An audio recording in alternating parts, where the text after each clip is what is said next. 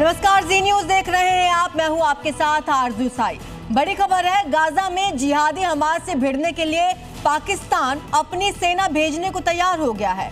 वहां जो हर मंच पर इजराइल को कोसता जाता था, गाली गलौज करता था, वही जिन्ना लैंड अब इजराइल के साथ गुपचुप डील कर रहा है। और सबसे बड़ा आरोप यह है कि पाकिस्तान के फील्ड मार्शल मुल्ला मुनीर ने भाड़े की फौज भेजने के लिए डॉलर मांगे हैं। इस खास रिपोर्ट में देखिए कि कैसे मुस्लिम दुनिया का मसीहा बनने का ड्रामा करने वाला पाकिस्तान अब उम्मा की पीठ में छुरा भोंक रहा है।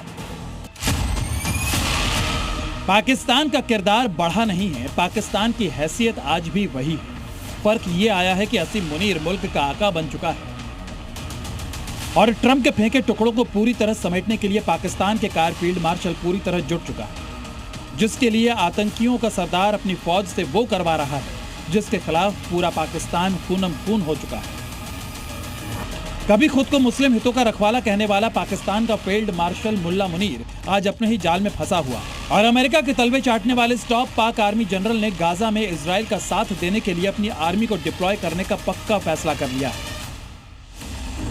दरअसल गाजा में युद्ध विराम लागू होने के बाद अब बर्बाद हुए गाजा को संभालने और जिहादी हमास को रोकने की तैयारी हो रही है। संयुक्त राष्ट्र सुरक्षा परिषद यानी यूएनएससी में अमेरिकी राष्ट्रपति डोनाल्ड ट्रंप की गाजा शांति योजना वाले प्रस्ताव को पास कर दिया गया। इस प्रस्ताव के तहत गाजा में इंटरनेशनल फोर्स की तैनाती की जाएगी। गाजा में जो इंटरनेशनल पीस फोर्स बनाने की तैयारी चल रही है, उसमें पाकिस्तान के तकरीबन 20,000 सैनिक भी जाएंगे जो हमास के कट्टरपंथ के खिलाफ लड़ेंगे।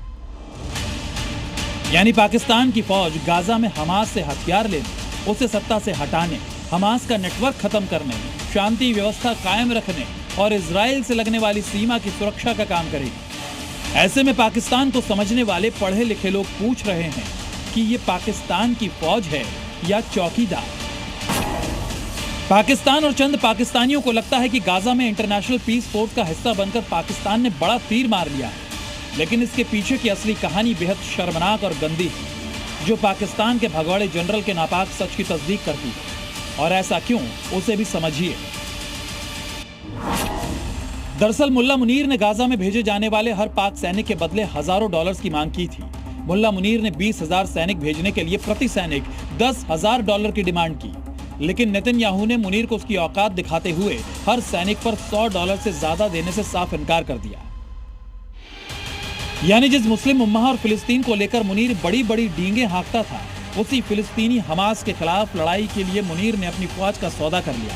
और अब गाजा की आपदा को अवसर बनाकर मुनीर लाखों डॉलर्स डकारने की पूरी तैयारी कर चुका है।